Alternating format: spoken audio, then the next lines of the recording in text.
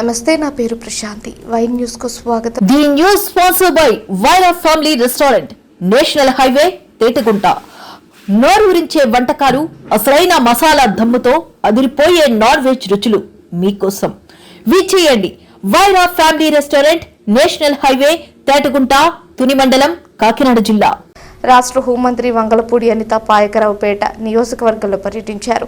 ఈ సందర్భంగా సత్యవరం గ్రామానికి చేరుకున్న మంత్రికి గ్రామస్తులు ఘనస్వాగతం పలికారు. అనంతరం గ్రామంలో లబ్ధిదారులకు ఎన్టీఆర్ భరోసా పెన్షన్లను పంపిణీ చేశారు. పెన్షన్ పంపిణీ అనంతరం హోంమంత్రి ఇంటింటికి వెళ్లి ప్రజల యోగక్షేమాలను అడిగి తెలుసుకున్నారు. అలాగే సత్యవరంలోని గౌరీ పరమేశ్వర ఆలయంలో ప్రత్యేక పూజలు నిర్వహించారు.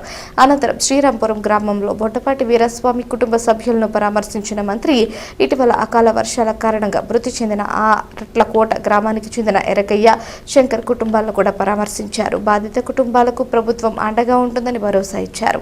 ఈ సందర్భంగా మంత్రి అనిత మాట్లాడుతూ ఎన్డీఏ ప్రభుత్వం గత 2 ఏళ్లుగా పెన్షన్ పంపిణీ కార్యక్రమానికి అత్యంత ప్రాధాన్యత ఇస్తోందన్నారు. ప్రతి నెల ఒక గ్రామానికి వెళ్లి పెన్షన్లు పంపిణీ చేయడంతో పాటు ప్రజలతో మమేకమై వారి సమస్యలను తెలుసుకుంటున్నామని చెప్పారు. దేశంలోనే అత్యధిక పెన్షన్ అందిస్తోన్న రాష్ట్రం ఆంధ్రప్రదేశ్ అని మంత్రి పేర్కొన్నారు.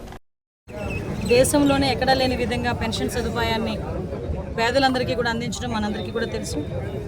ఈ 2 సంవత్సరాల నుంచి కూడా గౌరవ ముఖ్యమంత్రి గారు ఈ పేదల సేవలో అనే కార్యక్రమం, ఎన్టీఆర్ భరోసా కార్యక్రమానికి ప్రత్యేకంగా ప్రాధాన్యత ఇచ్చి ప్రతి నెల కూడా ఏదో ఒక గ్రామానికి వెళ్ళి అక్కడ వాళ్ళతో పెన్షన్లు అక్కడ వాళ్ళకి అందజేసి వాళ్ళ స్థితిగతులు తెలుసుకొని రావటం అన్నది ఒక ఆయన చేయటమే కాదు, గౌరవ ముఖ్యమంత్రి గారు చేయటమే కాదు, మంత్రులుగా మేము, ఎమ్మెల్యేలు, ఆఖరికి లోకల్లో ఉన్న ప్రతి ఒక్కరు కూడా, గ్రామ స్థాయి నాయకుడు కూడా ప్రతి ఇంటికి వెళ్ళి పెన్షన్లు ఇచ్చే విధానాన్ని ఒక యజ్ఞంలో శ్రీకారం చుట్టుకున్నాం.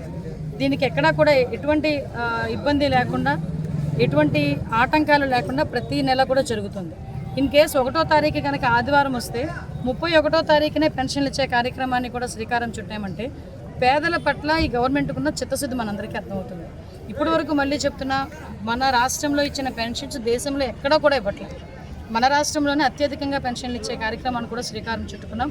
దీనిలో భాగంగా గవర్నమెంట్ చేస్తున్న ప్రతి కార్యక్రమాన్ని, అదేవిధంగా ఈరోజు గ్రామాల్లో చూసుకుంటే మ్యాక్సిమం ఎక్కువ రోడ్లు వేయటం కానీ, డ్రైన్లు చేసుకోవటం కానీ, పరిశ్రమలు తీసుకురావడం కానీ, పెట్టుబడులు తీసుకురావడంలో కానీ అన్ని విధాల, ఆఖరికి ఈరోజు మనకి రైల్వే జోన్, విశాఖపట్నం రైల్వే జోన్కి శ్రీకారం చుట్టాం. ఇక్కడ ఒక విషయం కూడా చెప్పాలి, లాస్ట్ గవర్నమెంట్ కేవలం ఒక 50 ఎకరాలు స్థలం ఇవ్వలేని కారణంగా రైల్వే జోన్ 5 సంవత్సరాలు లేట్ అయిన పరిస్థితి కూడా కనిపిస్తూ ఉంది. మళ్ళీ తిరిగి మన కూటమి గవర్నమెంట్ వచ్చిన తర్వాత గౌరవ ముఖ్యమంత్రి గారు, గౌరవ ఉప ముఖ్యమంత్రి గారు ప్రత్యేకంగా మోడీ గారితో మాట్లాడి ఆ రైల్వే జోన్కి కూడా ఈరోజు శ్రీకారం చుట్టడం, ఇదంతా కూడా ఉత్తరాంధ్రకి నిజంగా చెప్పాలంటే ఒక వరం కింద భావించాలి.